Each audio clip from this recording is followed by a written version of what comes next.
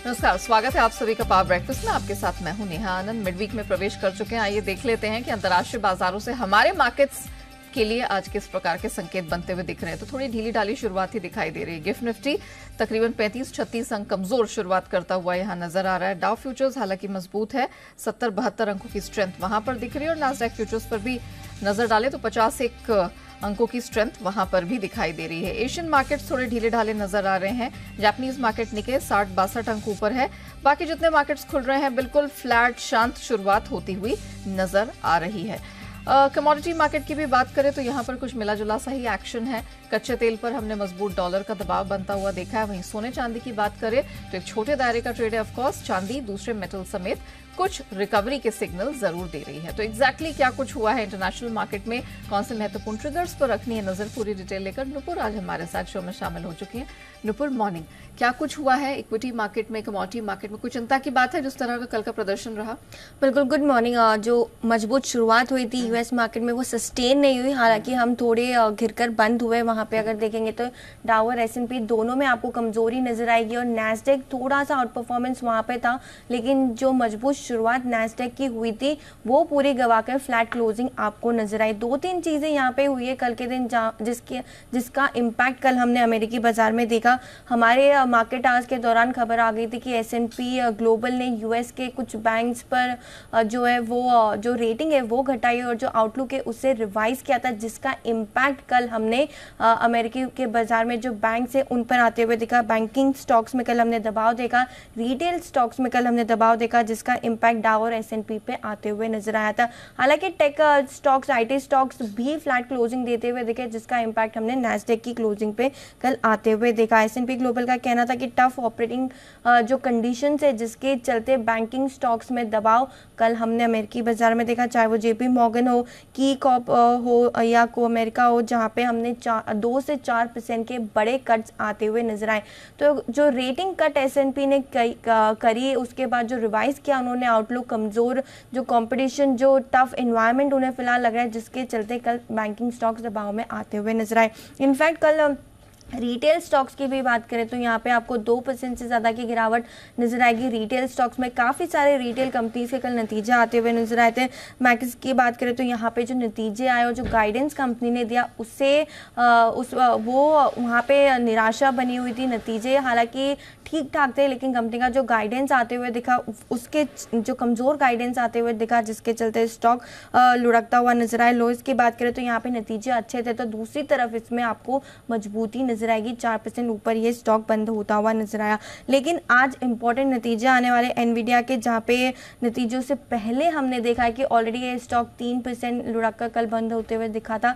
तो यहाँ पे नजर रहने वाली इसका इम्पैक्ट कल हम देखेंगे। साथ ही साथ जो बॉन्ड यील्ड है, 2 साल की बॉन्ड यील्ड की बात करें तो जुलाई के बाद फिर से 5% के ऊपर आपको ये फिलहाल नजर आएगी। तो एक बड़ा इम्पैक्ट इसकी तरफ से भी था। 10 साल की भी बॉन्ड यील्ड देखे तो 4.3% के आसपास ट्रेड करते हुए दिख रही है। इनफैक्ट जो पॉलिसी आने वाली है अब नवंबर में 40%, ऑलमोस्ट 40% जानकार यही मान के चल रहे कि एक और बढ़ोतरी हो सकती है, क्योंकि इन्फ्लेशन जो है वो अभी भी 2% के ऊपर है। और जो मिनट्स आए थे वहाँ से क्लियर इंडिकेशन था कि जो नेक्स्ट पॉलिसी आएगी उसमें ब्याज दरों में बढ़ोतरी संभव है। इनफैक्ट इसी के चलते शुक्रवार को जो फेड पॉलिसी चेयरमैन है उनके बयान पे नजर रहने वाले कि जैक्सन होल सम्मेलन जो है फ्राइडे के दिन, वहाँ पे वो इन्फ्लेशन और साथ ही साथ रेट्स को लेकर जो भी बयान देंगे, उस पर जो भी डिस्कशन होगा उस पर बाजार की नजर रहेगी। डॉलर इंडेक्स में हमने देखा है मजबूती आती हुई नजर आई है। 2.5 महीने के ऊपरी स्तर पे आपको दिखेगा 103 के पार ये जाते हुए फिलहाल नजर आ रहा है। यूरोप में कोई प्रॉब्लम नहीं है। कल वहाँ भी हमने देखा कि हरे में ही क्लोजिंग होती हुई दिखी थी तीनों के तीनों मेजर इंडिसेस में। इनफैक्ट कमोडिटी बाजार की भी बात करें तो जैसे कि आपने बता दिया, कच्चे तेल में लगातार दूसरे दिन हमने कमजोरी देखी। $84 के नीचे लुढ़क कर बंद होते हुए कच्चा तेल नजर आया था। चांदी की भी बात करें तो यहाँ पे थोड़ी रिकवरी आपको दिखेगी। 2 हफ्ते की ऊपरी स्तर पर फिलहाल ट्रेड करते हुए नजर आ रहा है। सोना भी सितंबर का अगर कॉन्ट्रैक्ट देखे तो $1900 के आसपास ट्रेड करता हुआ दिख रहा है। बेस मेटल में जो पिटाई हुई थी पिछले हफ्ते, वहाँ पे थोड़ी रिकवरी नजर आ रही है, बुलियंस भी हरे निशान में ही बंद होते हुए नजर आए। तो इक्विटीज में थोड़ी कमजोरी थी, ऊपरी गेंस जो थे शुरुआती सेशन के वो गिव अप करके कल बंद होते हुए दिखे अमेरिकी बाजार। स्टॉक स्पेसिफिक एक्शन नतीजों और जो बैंकिंग में कंसर्न, बैंकिंग स्टॉक्स में जो कंसर्न S&P ने दिखाया उसका भी इम्पैक्ट दिखा। और अब सबकी नज़र जो फ्राइडे को इवेंट है जहाँ पे जो फेड चेयरमैन है वो बयान देंगे उस पर रहने वाली है। तो फाइनली यहाँ पर यही देखना होगा कि फेड चेयरमैन साहब क्या कहते हैं, कैसे क्यूज देते हैं, और उस पर दुनिया भर के मार्केट्स रिएक्ट करते हुए दिखाई देंगे। और यही कारण है कि आप कह सकते हैं कि उसी डर में हमने थोड़ा सा यहाँ पर मार्केट को विचलित होता हुआ देखा है, नर्वस होते हुए देखा है। धन्यवाद नुपुर, पूरी डिटेल दर्शकों के सामने रखने के लिए। आइए आगे बढ़े, उससे पहले देख लेते हैं कि कल यानी कि मंगलवार को संस्थागत निवेशकों का प्रदर्शन कैसा रहा है। तो लगातार हम देख रहे हैं FIIs की तरफ से बिकवाली जारी है। 495 करोड़, ऑलमोस्ट 500 करोड़ की बिकवाली कैश स्पेस में दर्ज हुई है। घरेलू संस्थागत निवेशक इसके ठीक विपरीत इन्हें बैलेंस आउट करने की कोशिश कर रहे हैं। 534 करोड़ की कैश स्पेस में खरीद वहां से आती हुई नजर आई है। तो जिस तरह के ग्लोबल संकेत बनते हुए दिखाई दे रहे हैं, जो कि थोड़े सुस्त दिखाई दे रहे हैं, दबाव भरे हैं, इन सब के बीच हमारे मार्केट्स में आज आपको क्या रणनीति अपनानी है, ट्रेडिंग बैंड, ट्रेडिंग रेंज कौन सी होगी, इन सब पर बात करने के लिए जी बिजनेस के मैनेजिंग एडिटर अनिल सिंह भी हमारे साथ जुड़ चुके हैं।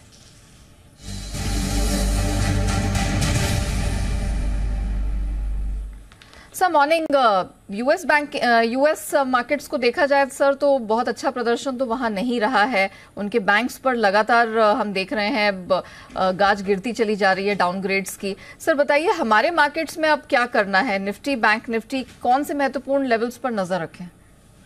Good morning Neha. देखिए संकेत ग्लोबल मार्केट्स से थोड़ी कमजोरी के हैं, ठीक है, हमें मजबूत ट्रेडिंग सिस्टम रहेगा। डाउ नैस्डैक फ्यूचर्स में कुछ ऐसा ही संकेत दे रहे थे, लेकिन उसके विपरीत लगातार अमेरिकी बाजार दबाव में है ही। बॉन्ड इंडेक्स ऊपर बनी हुई है, डॉलर इंडेक्स लगातार मजबूत हो रहा है, उसका असर पड़ रहा है। थोड़ी बहुत चीन की चिंताएं भी है ग्रोथ को लेकर, तो इन सबके बीच में ग्लोबल मार्केट्स प्रेशर में है ही। अब रहा सवाल भारतीय बाजारों का, तो वैसे भारतीय बाजार कल ट्रेडिंग रेंज के ऊपरी सिरे की तरफ पहुंचे जरूर है। और अच्छी बात यह है कि कल के सेशन में फिर से FIs की बिकवाली का दबाव थोड़ा कम होता हुआ दिखा है। तो जो प्रेशर FIs की बिकवाली का पिछले हफ्ते था वो धीमे धीमे इस हफ्ते कम हो रहा है, और इसके चलते लोअर लेवल्स पर बाजार सपोर्ट लेने की कोशिश जरूर करेगा, लेकिन बहुत तेजी होगी इसकी संभावना भी कम है। कल रेंज के ऊपरी सिरे की तरफ हम चले थे, आज रेंज के नीचे के सिरे की तरफ हम सपोर्ट लेने की कोशिश करेंगे। गैप से खुलने के बाद 19,250, 19,325 आज आपके लिए सपोर्ट का काम करेगा, और ऊपरी स्तरों पर 19,435 से 19,500 की रेंज ऐसी होगी जहां पर आपको प्रॉफिट बुकिंग और सप्लाई आती हुई नजर आएगी। जहां तक बैंक निफ्टी का सवाल है, 43,750, 43,850 ये 100 पॉइंट की रेंज है आपके लिए सपोर्ट के तौर पर, और हायर रेंज के तौर पर 44,125, 44,200 ये रुकावट की जगह है। इसको पार करेंगे यानी कि 44,200 के ऊपर निकलकर टिका बैंक निफ्टी तो अच्छी और बढ़िया मजबूती दिखाएगा। तो मेरे ख्याल से रेंज बाउंड मार्केट है, कोई बहुत ज्यादा कमजोरी होगी वैसी भी आशंका करना मुश्किल है। लोअर रेंज पर सपोर्ट भी लेगा, और ऊपरी स्तरों पर आपको बराबर प्रॉफिट बुकिंग भी आती दिखेगी।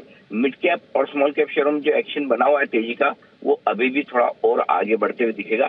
तो आई थिंक स्टॉक और सेक्टर स्पेसिफिक अप्रोच के साथ बाजार में आज भी आपको उतरना चाहिए। जी वैलिड पॉइंट सर, धन्यवाद हमारे दर्शकों को दिशा देने के लिए। तो घबराने की बात नहीं है, दायरे का ट्रेड यहाँ पर देखने को मिलेगा, और उसी बैंड को पकड़कर अगर आप ट्रेड करेंगे तो किसी तरह के नुकसान की या चिंता वाली बात नहीं है। लेवल्स में रिपीट कर देती हूँ सर के अनुसार, निफ्टी 19,250 से 325 के पास सहारा लेते हुए नजर आएगी। अपर बैंड है वो 19,500 तक स्ट्रेच होती हुई दिखाई दे रही है। बैंक निफ्टी 43,750, 850 सपोर्ट की रेंज ये निकल कर आएगी। और जहां तक इसकी अपर बैंड या रेजिस्टेंस बैंड का जहां तक सवाल है, 44,125 से 200, 44,200 पार करने के बाद सर को लगता है कि एक कॉन्फिडेंस वाली रैली या स्ट्रेंथ बनती हुई बैंक निफ्टी में दिखाई देगी। अदरवाइज आपको mid cap, small cap space और चुनिंदा स्टॉक्स में फोकस करके चलना है। आइए अब जान लेते हैं कि खबरों के दम पर किन स्टॉक्स और सेक्टर्स में दिखेगा एक्शन। अरमान पूरी डिटेल लेकर हमारे साथ जुड़ चुके हैं। अरमान मॉर्निंग, महत्वपूर्ण ट्रिगर्स आज के लिए और खबरों के दम पर कहां एक्शन मिल सकता है? जी बिल्कुल, गुड मॉर्निंग। सबसे पहले अगर आप नतीजे भी हैं, एक कंपनी है जिसमें आप प्रॉक्टर एंड गैम्बल हेल्थ की बात करें तो उनके नतीजे आते हुए दिखेंगे। जियो फाइनेंशियल सर्विसेज, उनका MSCI ग्लोबल स्टैंडर्ड इंडेक्स में जो है वो शामिल होगा। उज्जीवन फाइनेंशियल सर्विसेज की बात करें तो बोर्ड बैठक में अंतरिम डिविडेंड के ऐलान पर जो है विचार किया जाएगा। TCNS क्लोथिंग, यहाँ पर ओपन ऑफर जो है वो बंद होता हुआ दिखेगा। NIIT लर्निंग सिस्टम्स की बात करें वो ट्रांसफर होगा ट्रेड फ्रॉम ट्रेड से रूलिंग सेटलमेंट में।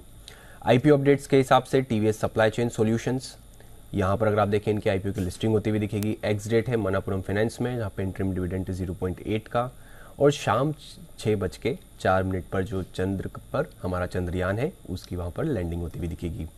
ग्लोबल के हिसाब से USA का मैन्युफैक्चरिंग PMI का डेटा आएगा अगस्त का। IPO अपडेट्स में पिरामिड टेक्नोप्लास्ट जिसमें फाइनल अपडेट है, अब कुल सब्सक्रिप्शन जो है इसमें 18.3 टाइम्स बढ़ता हुआ दिखा है, जिसमें QIB का हिस्सा लगभग 10 गुना, रिटेल का हिस्सा लगभग 15 गुना के आसपास और NII का हिस्सा लगभग 32 गुना बढ़ता हुआ दिखा है।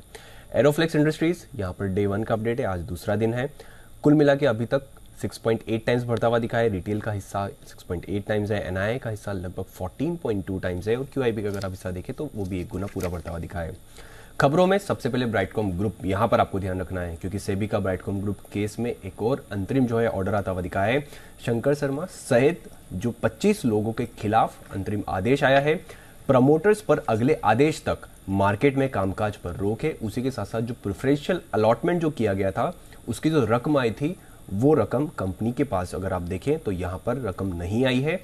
आरोप की रकम या तो आई ही नहीं या फिर दूसरे रास्ते से जो है लौटाई गई है और यहाँ पर 22 लोगों को लगभग अगर आप देखें 25.8 करोड़ शेयर्स को जो अलॉटमेंट किया गया था उसके मुताबिक कंपनी के पास लगभग 245 करोड़ आना था, पर महज सिर्फ 52 करोड़ के आसपास ही कंपनी के पास आया है। सेबी का जो ये मामले में निवेश में गड़बड़ी अगर आप देखें, मामले में निवेशकों की गड़बड़ी की शिकायत के बाद उन्होंने ये जो इन्वेस्टिगेशन किया था। एंजल वन, यहां पर भी आपको ध्यान रखना है, सेबी ने कंपनी को चेतावनी जारी करी है। क्लाइंट वेरिफिकेशन में लापरवाही के मामले में सेबी ने चेतावनी जारी करी है उन्हें। हिंडाल्को इंडस्ट्रीज, यहां पर अगर आप देखें कंपनी कोपर और ई वेस्ट रिसाइकलिंग यूनिट में लगभग 2000 करोड़ का जो है निवेश करेगी और ये अगर आप देखें EGM में जो वो बोलते हुए दिखे थे। BEML, यहां पर आपको ध्यान रखना है कंपनी को मिनिस्ट्री ऑफ डिफेंस से लगभग 101 करोड़ का ऑर्डर मिला है और ये कमांड पोस्ट व्हीकल्स की सप्लाई के लिए कंपनी को ऑर्डर मिलता हुआ दिखा है। राइट्स लिमिटेड, यहां पर कंपनी रेलवे बोर्ड से लगभग 65 करोड़ का ऑर्डर वैल्यू के लिए L1 बीडर घोषित हुई है। लिंडे इंडिया, यहां पर भी आपको ध्यान रखना है क्योंकि कंपनी को इंडियन ऑयल कॉर्पोरेशन से LOA मिलता हुआ दिखा है और ये पानीपत रिफाइनरी कॉम्प्लेक्स के लिए एयर सेपरेशन यूनिट को सेटअप करने के लिए LOA मिला है। NBCC, यहाँ पर NBCC इंडिया, यहाँ पर भी आपको ध्यान रखना है क्योंकि कंपनी को दिल्ली मेट्रो के साथ उन्होंने जो है MOU किया है और ये विदेश में बिल्डिंग और इंफ्रास्ट्रक्चर बनाने के लिए MOU करते हुए दिखे हैं। और जियो फाइनेंशियल सर्विसेज को अगर आप देखें सभी इंडेक्स से हटाने की जो तारीख है वो वहाँ पर बढ़ती हुई दिखी है। BSE इंडेक्स से अगर आप बात करें तो ये 28 अगस्त तक जो है वो बना रहेगा और अगर आप बात करें जियो फाइनेंशियल को इंडेक्स से बाहर नहीं करेंगे, 2 सत्रों में लोअर सर्किट लगने की वजह से ये फैसला लेते हुए। चलिए, तो ये कुछ ट्रिगर्स हैं, खबरें हैं जिन पर आपको रखनी है नजर क्योंकि यहाँ पर भरपूर एक्शन देखने को मिल सकता है। अरमान, धन्यवाद पूरी डिटेल के लिए। आइए बाजार के एक्सपर्ट्स क्या मानते हैं और वो कौन सी रणनीति लेकर आए हैं आपके लिए खास, ये जान लेते हैं। अनुराठी शेयर्स के मेहुल कोठारी हमारे साथ शो में शामिल हो चुके हैं। मेहुल जी, गुड मॉर्निंग, बहुत स्वागत है आपका। कल हमने देखा था कि जो बीमा से जुड़े शेयर हैं या इंश्योरेंस स्पेस की जो कंपनियां हैं उनमें दमदार प्रदर्शन दिखा है, फिर चाहे वो HDFC लाइफ हो, SBI लाइफ हो। मुझे जरा बताइए, निफ्टी गेनर्स की लिस्ट में भी ये शुमार रहे हैं, यहाँ पर नजर बरकरार रहेगी? अभी भी steam, is there still steam left?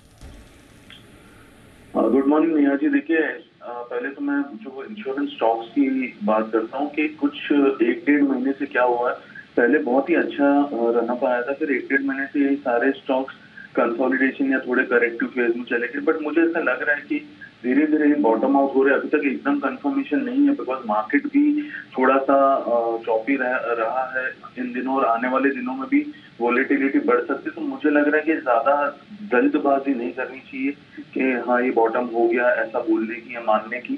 थोड़ा सा वेट एंड वॉच और करना चाहिए। बट अट्रैक्टिव स्पेस है, मुझे ऐसा लगता है HDFC लाइफ और SBI लाइफ दोनों ही यहाँ से अगर और थोड़ा डाउनसाइड मिलता है तो एक्यूमुलेशन के लिए बहुत ही अच्छे स्टॉक्स है इन्वेस्टमेंट पॉइंट ऑफ व्यू से। बैंकिंग स्पेस में हमने देखा वैसे तो ICICI HDFC बैंक है उनमें सुस्ती दिखी है, लेकिन चुनिंदा IDFC फर्स्ट बैंक हो, AU स्मॉल फाइनेंस हो, इनमें अच्छी स्ट्रेंथ दिखी, दिन के उच्चतम स्तर पर ही बंद हुए हैं। क्या लगता है आपको बैंकिंग स्पेस में कौन से स्टॉक्स पसंद आ रहे हैं? बैंकिंग स्पेस में ऐसा, पहले तो मैं बैंक निफ्टी की अगर बात करूँ तो काफी समय के बाद बड़ा करेक्शन आया और यहाँ पर लोग 2-4 दिन से पुल बैक एक्सपेक्ट कर रहे हैं, but pull back sharp pull back आ नहीं रहा है। और इनफैक्ट टाइमिंग वाइज करेक्शन हो गया। तो मुझे ऐसा लग रहा है कि कॉन्ट्ररी टू जैसा लग रहा है मार्केट में, यहाँ पर और गिरावट आ सकती है, ऐसा लग रहा है बैंकिंग सेक्टर में। तो मैं कोई स्पेसिफिक स्टॉक नहीं कहूंगा, बट आपने जिस दो स्टॉक्स की बात की उसमें अट्रैक्टिव यहाँ पर लग रहा है AU small finance. IDFC first of course हमें बहुत पहले से पसंद है और हमारा 3 डिजिट के ऊपर का टारगेट भी है उसमें, बट ऑलरेडी रनअप आ गया है, तो वो डिप पर हमें देखना है अगर बाइंग करने को मिले तो। बट यहाँ पर एक करेक्टिव मूव जो आया था वो एयू फाइनेंस में आ गया है, तो यहाँ पर risk reward wise short term, very short term perspective से एयू स्मॉल फाइनेंस ज्यादा अच्छा लगता है।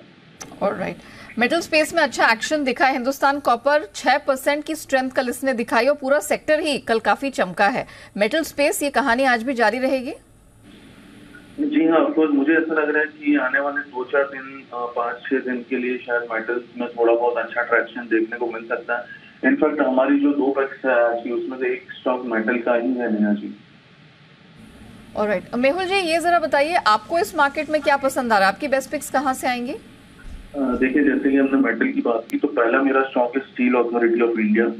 ये इसलिए बिकॉज रिस्क रिवॉर्ड बहुत ही अच्छा है, बहुत ही स्ट्रॉन्ग सपोर्ट है 84 पे, तो 84 की स्टॉप लॉस से इसमें बाइंग करने की सलाह रहेगी। पहला टारगेट मेरा 88.5 का रहेगा, दूसरा टारगेट 90 का रहेगा। मैं रिपीट करता हूँ, 84 के स्टॉप लॉस से steel authority of India, target 88.5, दूसरा टारगेट 90 का। जो मेरा दूसरा स्टॉक है नेहा जी, वो है HAL, हिंदुस्तान एरोनॉटिक्स। मुझे लग रहा है कि फिर से ट्रैक्शन थोड़ा बहुत देखने को मिल सकता है। ये 3800 के स्टॉप लॉस से बाय करना है। HAL को 3800 के स्टॉप लॉस से बाय करना है। अपसाइड टारगेट है 4040 का। ऑलराइट, चलिए बहुत धन्यवाद आपका मेहुल जी हमारे साथ जुड़ने के लिए, 2 बेहतरीन पिक्स देने के लिए। मेटल स्पेस की सेल 84 के स्टॉप लॉस के साथ करे खरीदारी, 90 तक का अल्टीमेट टारगेट, और HAL में 3800 का स्टॉप लॉस, 4040 तक का टारगेट बनता हुआ दिखाई दे रहा है। आइए अब कमोडिटी बाजार की रणनीति भी समझ लेते हैं। हमारे साथ पृथ्वी फिनमार्ट के मनोज कुमार जैन शो में शामिल हो चुके हैं। मनोज जी, पहले जरा मेटल्स पे फोकस कर लेते हैं क्योंकि यहाँ पर एक बार फिर से रिकवरी के सिग्नल्स मिल रहे हैं, खासतौर से कॉपर की तरफ से। जरा बताइए, मेटल स्पेस कॉपर बेहतर लग रहा है या किसी और मेटल पे नजर रहेगी? गुड मॉर्निंग नेहा जी। बिल्कुल, यहाँ पे जो चाइनीज सेंट्रल बैंक की तरफ से ब्याज दरों में कटौती की गई थी, उसके चलते हमने ओवरऑल बेस मेटल पैक में एक वापस से मजबूती लौटते हुए देखी है। स्पेशली कॉपर में लगातार 4 सेशन से जो है गेन है और LME पर कीमतें एक बार फिर $8,350 पर मेट्रिक टन के पार निकलती हुई नजर आई है। तो मोमेंटम अभी यहाँ बना रह सकता है जैक्सन हॉल सिंपोजियम के पहले। तो हमारा मानना है कि कॉपर में यहाँ 730 के स्तर पर बाइंग की रणनीति बना करके चलना चाहिए। कीमतें फिर एक बार 737 से 740 तक के स्तर जो है दिखा सकती है कि स्टॉप लॉस यहाँ पे 726 का लगा करके चलें। तो जो स्ट्रेंथ है वो अभी अगले 1 से 2 सेशन जो है कंटिन्यू हो सकती है। ओके, 72,000 पे मजबूती लेकर चांदी भी बंद हुई है, क्या इसमें भी स्ट्रेंथ के सिग्नल्स हैं मेटल्स की तरह? बिल्कुल, सिल्वर ने यहाँ पे गोल्ड को आउट परफॉर्म किया है और एक पॉजिटिव मोमेंटम बना हुआ है। टेक्निकली भी चार्ट पे हमारा मानना है कि 72,800, 73,000 जो है वो अगले 1 से 2 सेशन में देखने को मिल सकता है। तो चांदी में भी यहाँ पे मोमेंटम पॉजिटिव है। 71,700 के स्तर पर बाइंग की सलाह रहेगी। 71,100 का एक स्टॉप लॉस लगा है। लक्ष्य ऊपर में 72,800 से 73,000 का रखना। ओके, साथ ही ये भी बता दीजिए कि एनर्जी स्पेस दोनों में हमने प्रेशर नेचुरल गैस और कच्चे तेल में बनता हुआ देखा है, क्या ये बाइंग के लिए उपयुक्त लेवल है या अभी प्रेशर जारी रहेगा?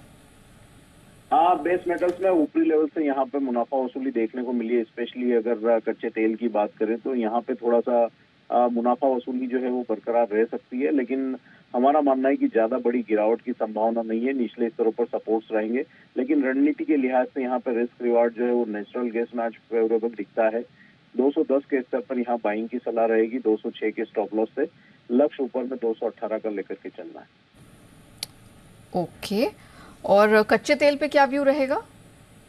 कच्चे तेल में एक साइडवेज मूव जो है बना रह सकता है। हमारा मानना है कि दायरा जो है वो 6,600 से 6,740 का देखने को मिलेगा, लेकिन रणनीति के लिहाज से आज रिस्क रिवार्ड यहाँ पर नेचुरल गैस में फेवरेबल दिखता है। ऑलराइट, चलिए तो आज एनर्जी स्पेस में आप फोकस करिए, नेचुरल गैस में यहीं पर कुछ खरीदारी के सिग्नल आ रहे हैं, और साथ ही मेटल स्पेस में कॉपर और चांदी यहां पर अच्छी खासी स्ट्रेंथ के सिग्नल्स बन रहे हैं और खरीदारी यहां पर करने की सलाह बेहतरीन फिलहाल निकल कर आ रही है। धन्यवाद आपका मनोज जी हमारे साथ जुड़ने के लिए, बताने के लिए कमोडिटी स्पेस में कहाँ है कमाई के मौके। आइए बात करते हैं FIR यानी FI इन्वेस्टमेंट रिपोर्ट्स की और जान लेते हैं कौन से शेयरों पर फॉरेन ब्रोकरेजेस की है नजर, कहां पर रिकमेंडेशन निकल कर आ रही है। तो पहली रिकमेंडेशन तो क्रॉम्पटन ग्रीव्स पर निकल कर आई है और वो है CLSA की तरफ से अपग्रेड यहां पर उन्होंने किया है, बाय की सलाह यहां पर दी है। आउट परफॉर्म की पहले बात की थी और उन्होंने टारगेट भी बढ़ा दिया है, 300 से बढ़ाकर अब टारगेट 365 कर दिया है। वहीं कोलगेट पामोलिव की बात करें तो सिटी ने यहां पर अपनी बिकवाली की रिकमेंडेशन बरकरार रखी है और टारगेट 1650 का जताया है।